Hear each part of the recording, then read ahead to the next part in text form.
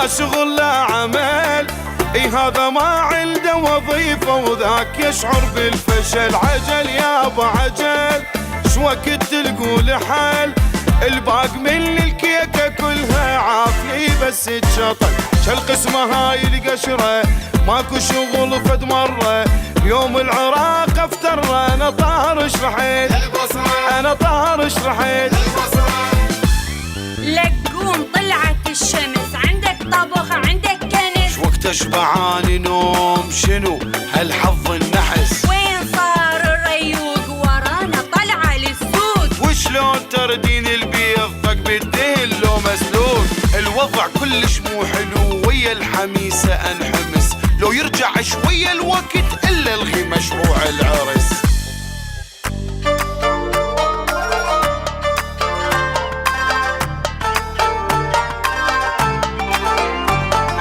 احنا طبعنا يختلف، لا صاير ولا يصير، صح خير ما شفنا ابد لكن بعدنا بخير.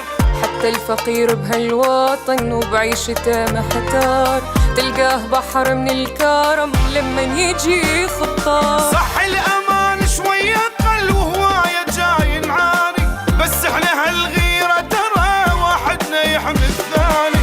صح اكو عالم قصرك بس اكو عالم غير، كل هذا باكر ينتهي ويرجع وطننا بخير. صح الأمان شوية قل وهواية جاي نعاني، بس احنا هالغيرة ترى واحدنا يحمي الثاني. صح اكو عالم قصرك بس اكو عالم غير، كل هذا باكر ينتهي ويرجع وطننا بخير.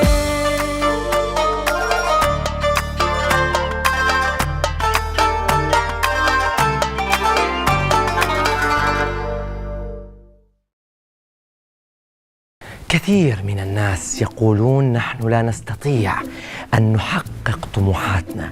الإنسان لديه طموحات كبيرة يجب أن يسعى لتحقيقها. أوقف قدام المراية، قول أنا أقدر أحقق طموحاتي. باوع عن نفسك بالمراية، لا تدقق أبداً بشعرك الممشط، ولا تدقق أبداً بعيونك المغسولة، وإنما حاول أن تحقق طموحاتك. صحيح أنت لما تشرب البيبسي اللي بالثلاجة نص البيت يحقق وياك، لكن حاول أن تحقق طموحاتك. حاول أن يكون لديك رصيد كبير من الطموحات. صح تليفونك ما بي رصيد، لكن حاول أن يكون لديك رصيد. حاول أن تكون أقوى بكثير من المتاعب. حاول أن تكون قوي حتى لو كنت شابع دمغ في المدرسة. حاول أن تكون قوي وأوقف قدام المراية واسحب نفس، بس لا تسحب نفس نرجيلة. حاول تسحب نفس، راح تلقى أنه المتاعب كلها راحت، وراح تلقى أنه أول ما تفتح الباب الدنيا تضحك بوجهك رغم الديانة الواقفين لك بالباب. راح تلقى أنه الدنيا كلها تضحك في وجهك. إذا كل هذا ما فاد، انسى الخريطة اللي حكيتها قبل شوية ودور واسطة. نعم، دور واسطة، ولكن لا تسميها الواسطة، سميها مثلا يد المشاركة. يعني واحد يشاركك. سميها مثلا يد النجاح، أنه واحد يشاركك بالنجاح حتى لو أخذ منك فلوس. إذا عينك ويأخذ منك فلوس، أنت تحتاج تعيين، هو يحتاج فلوس. أنت ناقصك تعيين، هو ناقص فلوس. تلتمون وتصير لما مال واقيس. حاول أن تكون أقوى من كل شيء. وقف أمام المرآة وقول الصداقة محبة، والدنيا محبة، والنوتيلا طيبة. وتذكر دائما كل من سار على الدرب انجطل، بس اللي عنده حزب وصل.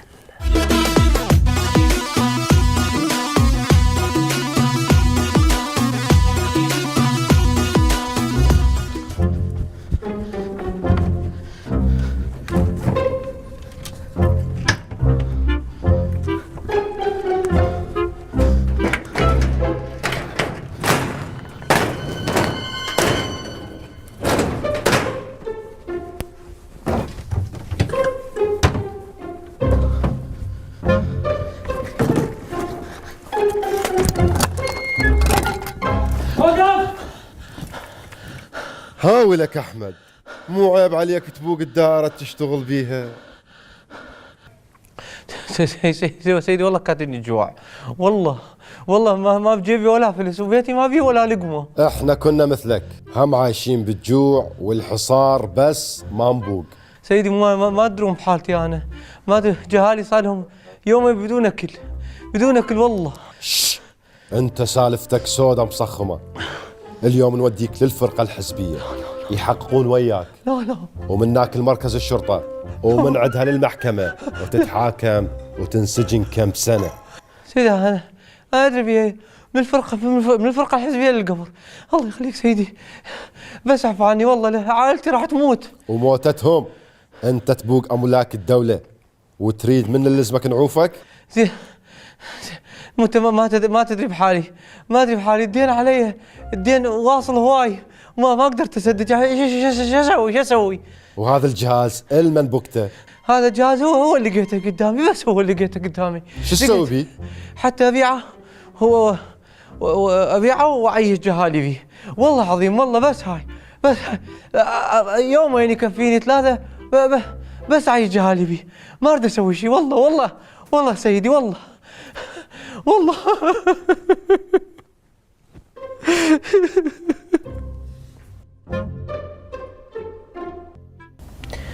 قالين زين اوكي، وهذا جهاز الطباعه شو يسوي عندك؟ قلت له هذا حتى اكتب منشورات ضد نظامكم وضد زعيمكم. قال لي ولك هو زعيم الامه مو بس زعيمنا. فانا قبل زمخت بيه، قلت انا بعد خلاص ميت. قلت له هذا زعيمكم بس انتم بس. وانا مش شافوني الشكل صيحت بوقتها يعني. ظلوا يتراشفون يعني، المحققين ظلوا يتراشفون من عندي يعني. قلت انا خلاص بعد رايح. وبوقتها بعد يعني حكمني القاضي اعدام، وبعدين نزلت الى مؤبد. والحمد لله بوقتها كان احنا عائلتنا معروفه بانه هي عائله تجار يعني، وكان خيرنا على كل المنطقه. وكان يجون للوالد الله يرحمه توفى، كان يجون له يقولوا له يابا ما يصير هذا ابنك ما شاء الله عايف كل هالخير وكل هالنعيم ورايح بهذا الدرب، مخاف يموت، خاف ينعدم. كان يقول لهم انا ما اقدر، هذا ابني وعرفه واهب نفسه للنضال وللجهاد. الله يرحمك يابا يعني. وانا راح فعلا حتى اخر يوم من عمري راح ابقى فعلا على درب النضال وعلى درب الجهاد.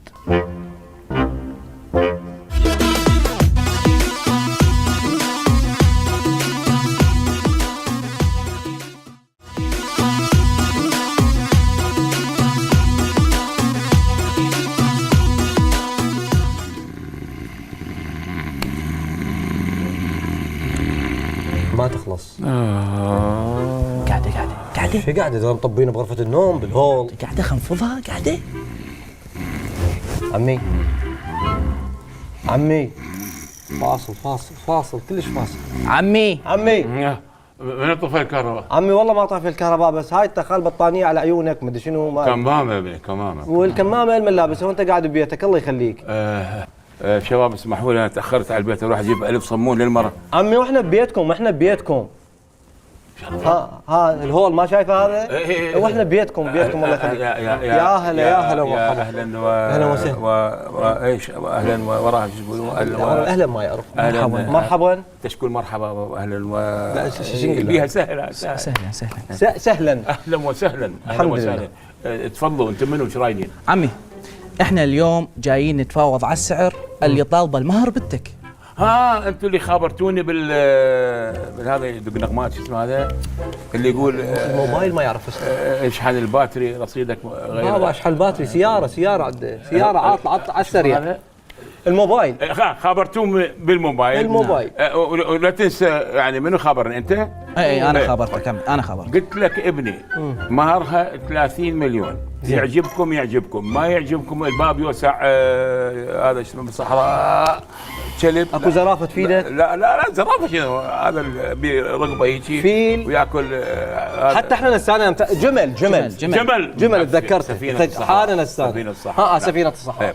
ف30 مليون بشرفي وبدون يمين بناموسي انا صارف على بنتي 45 مليون و500 دينار. طيحت لكم 15 500 دينار. 30 مليون قفل ما بها مجال. عمي على هالحكي يعني انت اليوم جاي تبيع بنتك. لا احترم نفسك، اذا بريك من تحكي ما عندك بريك انا اشيل لك بريك. شنو ابيع يعني مو صحيح إيش بدك قلت؟ تبيعها. ابيع تبيع ايه ابيع. عندكم مانع؟ عمي، اذا على هالحكي اليوم جبت لك ابن عمي احمد هو اللي يتفاوض وياك شو يشتغل؟ بمعرض السيارات. اهلا وسهلا. قل لي باب مشخوط. شوف عمي، وين رايح عمي بعد وقت؟ جينا لك بالبداية. اقول لك شو هذا رفع بنيت، شو القضيه؟ هو هيك، هو شغله هيك. شوف عمي، تفضل. احنا بعد خلينا نحكي السالفة بيع وشراء. زي تفضل. عبالنا نعود احنا نناسبكم وكذا. شوف عمي، اتشرف انا حبيبي. بنتك يا موديل. ها؟ بنتك يا موديل قصده يعني يعني يا مواليد 99. 99. اقول لك هذا الموديل كلش مو حلو كان. والله ابدا مو حلو كان. ابني حاشيني الي تجاك تطلب بنت هذا لو بنتي. لا بس عمود لا ينغش، عمود لا ينضرب على عينه. شوف عمي، اذا هاي وحده، الشيء الثاني لونها شنو بنتك؟ لونها؟ لونها شوف اللون شنو؟ هم لها رغابه. اكيد اكيد. ايه؟ بنتي لونها الصبح اسمر، الظهر كشمشي، بالليل بيضة، قوس قزح بنتي. بنتك هاي شو الحكي هذا؟ عود صدق. شو البنيه المقلبه هاي؟ ترفق لايك. انا مو دار ارغبكم، انا هذا الحقيقه هاي. زين بيها شخطه؟ لا احترم نفسك. شنو بيها لا عيب. بيها شخطه خله فهمه مشخوطه. لا عمي لا مو هو شمر على السيارات، شمر على السيارات. هذا مو حكي. قصده يعني هو بيها كسر برجلها بايدها هيش اجاوبك. ايه. كل شيء ما بيها صاغ سليم وداعتك تركض ركض. زين ما دام صاغ سليم احنا شرايه عمي. اهلا وسهلا ابني. شرايه والولد رغاب. صحيح. بس السالفه شنو؟ انتم طالبين السعر غالي. اوه استاذ نايم. شلون بالله شلون يعني؟ كل شوي عمي. ايه. عمي الله احنا وصلنا للرغابه، الولد رغاب، بس هو شنو احنا رايدين من عندك؟ ايه. شويه دارينا بالسعر ليش؟ ايه. لان هاي المعارض ضالله كلها نسوان. عيني هذا المعرض اليومكم دقينا الباب وداحتك ب6 ومن طلع من البيت قال لنا ب5، بس احنا غير رايديكم وحابين. فهي سالفه 30 مليون هذا انت تغرد، والله تغرد. يعني ماكو، ما حد يعطيك هالقد ترى. يعني ايش تقصد يعني وش قد يعني انتم؟ ماكو، احنا ما عندنا. انا عندي 7 بس. خويا خلي لك اياها قدامك. ايه. الولد عنده 7 بياع.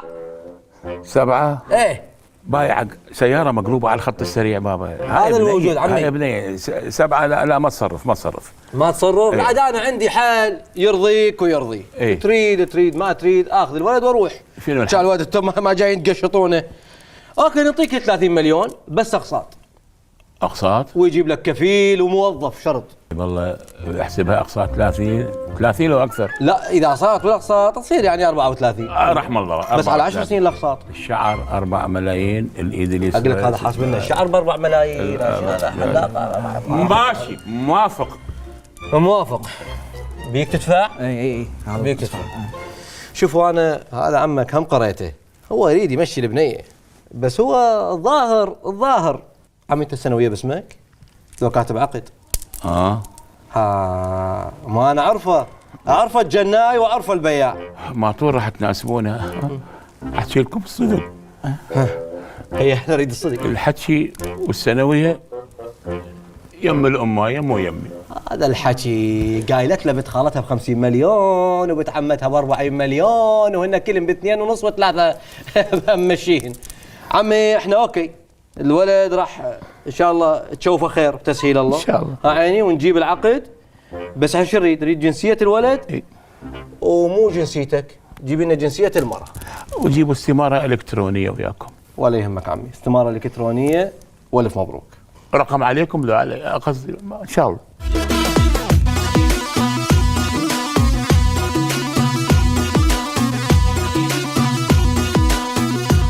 هلا بكم متابعيني، شو اخباركم؟ زينين ان شاء الله، يا رب تكونون بخير. شلون يومكم؟ انا اليوم بدي اسولف لكم عن سالفه كلش مضوجتني. يعني هاي من الطب نوبات تحكي لك حكايه، تقول يابا الفلاني ليش مسوين هالشكل، هاي الوضعيه ليش خربانه، فلان قصه ليش صارت هالشكل. يجي لك واحد يعوف السالفه كلها ويعوف الضيم كله ويجي يقول لك ليش ما كتبت البعض؟ انت جاي تعمم؟ لا احنا ما نقبل، ماكو هيجي اشو الا تكتب البعض، ويتعارك وياك، عاف الموضوع كله، عاف السالفه، عاف الدم، عاف المصايب. لا اشو الا تكتب البعض. يا بس انا جاي احكي عن موضوع ما لي علاقه من سواه هواي لو شويه لو. انا جاي احكي عن هاي السالفه وتعارك وترد عليه وتتخلى على الخاص وبعدها مستمر يعني. فيا حبيبي وبعدين تعال خليني اقول لك هذا اللي يقول لك الا تكتب البعض، هسه هو البعض هم ايش قد يعني ترى شويه والله شويه يعني مثلا اذا 10 نفرات البعض منهم ايش قد؟ 2 لو 3 زين تكون الاثنين والثلاثه يجوا مخربين الوضعيه 8 ما ادري 7 شنو وضعهم بالضبط؟ ما يحجون ما يسولفون ما يوقفون بوجههم ساكتين ليش؟ لو بس 24 ساعه ملتهين لا تكتب البعض الا تكتب البعض ما يصير هيك الا تكتب البعض. لا انا والله ما اكتب البعض انا احكي بالسالفه وكل واحد يسويها خلاص هو المقصود. شو قله وبعدين هو البلد شلون يصير فوح والدم يصير للياخه شلون بالله شلون؟ هي من هاي السالفه بعض من ذولا على بعض من ذولاك على بعض من ذولاك على بعض نلتم كل احنا البعاعيض هايني ونصير شعب والبلد يخرب. فلذلك انا بصراحه ما اقول البعض انا بالنسبه لي خلاص احكي نوباتي تحكي انت تقول يابا والله العشاير ليش ايش قد تسوي؟ يطلع لك واحد عايف الموضوع وعايف الرمي صار امس وعاف الدنيا كلها ويقول لك ليش ما كتبت بعض؟ يابا احنا ندري العشاير نخوه وشهامه وشجاعه وقوه وتاريخ بس ترى هاي السوالف خو بالعكس لازم تخليهم يوقفون بوجه البعض من عندهم، كانوا مخلين 10 من 3 مشوه سمعتهم وهاي العشائر كلها تاريخ وشجاعه وكرم ساكته ليش ساكته؟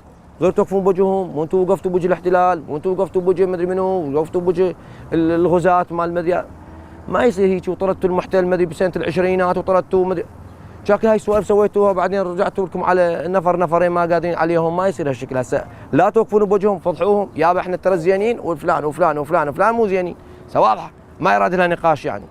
انا بصراحه ذاك انا اقول لكم انا بعد ما راح اقول البعض اقول احكي اللي ببالي اللي اشوفه صح فلا حد يدخل ويقول لي اشو الا تكتب ما اكتب البعض هاي سالفه. وانا احب اقول بنهايه كلامي يعني اقول انه انا اقصد بهذا كلامي شنو؟ اقصد البعض مو الكل اكيد حتى لا احد يدخل بالتعليقات ويقول ليش ما قلت البعض. اوكي عيني تحياتنا لكم. كان اليوم ما بيها ابري خلنا اروح لاهلي اتغدى هناك واعود اجي هناك.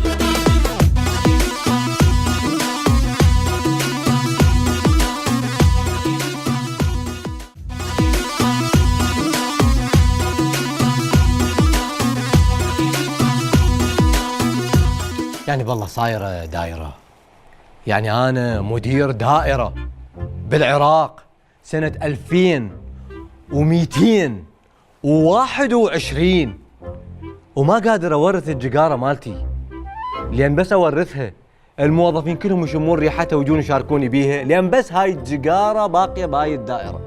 صدق كذب يا ربي. زين هسه اوكي هاي الاوراق هاي الاوامر الرسميه اللي المفروض نختمها ما عندنا فلوس نختمها.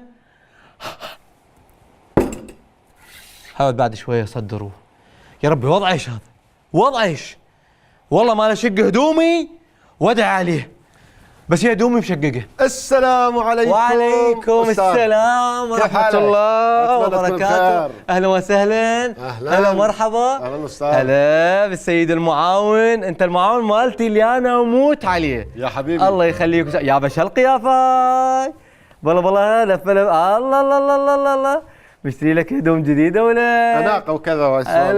هلا حلو طبعا شوف لان انت المعاون مالتي نعم. فاريدك تهتم مظهرك اوكي ليش؟ لان انت الواجهه مال الدائره اوكي؟ شلوني؟ اي لا ممتاز ابيض وجهك ليش ممتاز؟ لان بصراحه بالحفله ذاك اليوم كان لبسك يخزي اوكي؟ زين سويت واشتريت. لو تدري ايش لقيت استاذ؟ شو لقيت؟ الدستور العراقي قبل 200 سنه. قبل 200 سنه؟ لحظه يعني سنة 2021 اوه يابا انا اسمع يقولون قبل العراق بهيك وقت كان هيبه. طبعا قريته اطلعت عليه فد شيء يخبل ولطيف. اقرا لحظه وين لقيتوه؟ لقيناه يم احد المقرات هيك شيء يسمونه. يا مقر احنا عندنا 10 مليون مقر الناس كلها اصلا ساكنه بحدائق المقرات لان ماكو مساحه بعد المواطنين. اقرا استمتع. شو اقرا انا؟ لا اقرا ولا اكتب.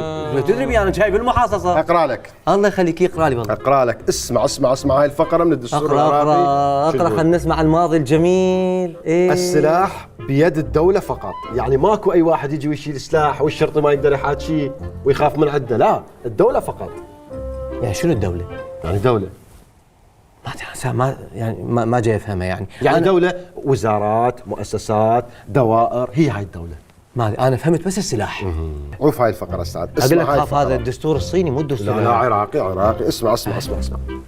هاي الفقره من قريتها دخت. من يتسلم منصب سيادي او امني عليه التخلي عن الجنسيه الاخرى. عمي هم زين ما كنا سنه 2021 عايشين بالعراق. عمي الحمد لله احنا الله جابنا بهالزمن فوضى وسفرت على راحتنا. الحمد لله. اي والله انا بعد تدري بي كم جنسيه عندي 4 جناسي. اي والله العراقيه ضاعت. ايه وواحده ما دورت عليها. وعندي السويديه. حلو. اي وعندي البريطانيه وعندي الصوماليه. الله شلون حصلتها الصوماليه؟ اوه وين ايش حصلتها؟ والله بالتعب والويل يلا جبتها. وين الصوماليه تتحصل هسه؟ هنيالك. بعد اقرا. اسمع هاي الفقره شو تقول؟ لا يحق لاحد التدخل في قرارات القضاء العراقي، يعني القضاء كان نزيه ومستقل. شنو؟ سنة 2021 كان القضاء العراقي القاضي يصدر وخلاص ما حد دخل. ابد. يابا خطيه قابل مثل القضاة هسه عندنا. خطيه يكتلوهم باب بيوتهم. اي والله صدق كذب عمي والله كان دولة. تدري انا سامع العراق قبل 200 سنة حتى كانوا يوزعون عدس على الناس. والله ودعته. هنيالهم. اي والله. هنيالهم. تخيل انت قاعد بالبيت ويدخل عليك ابوك تعالوا استلمت عدس يا ابوي. الله هذا برتقالي شلون على حمار. اتذكر برتقالي. الله. لا اسمع هاي من قريتها بتشيث الفقره استاذ والله بتشيث. قول. يقول النفط والغاز ملك للشعب فقط. يعني الشعب كان له حصه بالنفط والغاز؟ والله عمي حقك تبكي. يابا شو هسه عندنا الغاز جاي يحرقونه والنفط ما باقي من عنده بس هذا الفانوس. لا حول ولا قوه يا اخي احنا الدوله الوحيده سبحان الله اللي تبكي على ماضيها. شحالات العراق 2021 يابا. يقبل استاذ والله تمنيت عايش بذاك الزمن والله العظيم. والله طاير. سبحان الله. طبعا الناس كانوا عايشين بعز وفخر وهيبه مو مثلنا هسه. من فتحنا عيوننا على الدنيا واحنا نتاني الحليم يغضب. الراتب يمتى؟ هسه خلي يغضب الحليم وعود بعدين نشوف سالفه الراتب.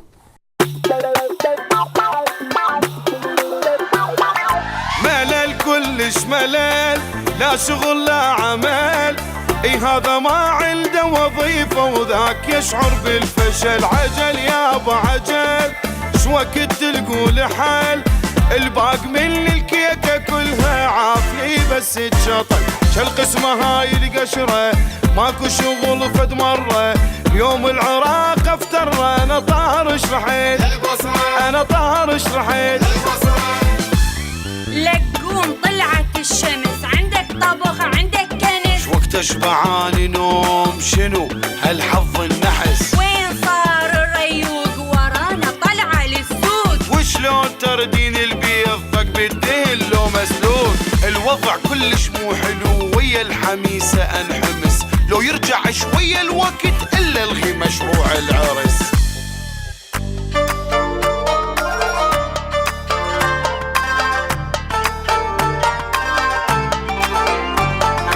احنا طبعنا يختلف لا صاير ولا يصير. صح خير ما شفنا ابد لكن بعدنا بخير. حتى الفقير بهالوطن وبعيشته محتار. تلقاه بحر من الكرم لما يجي خطار. صح الامان شوية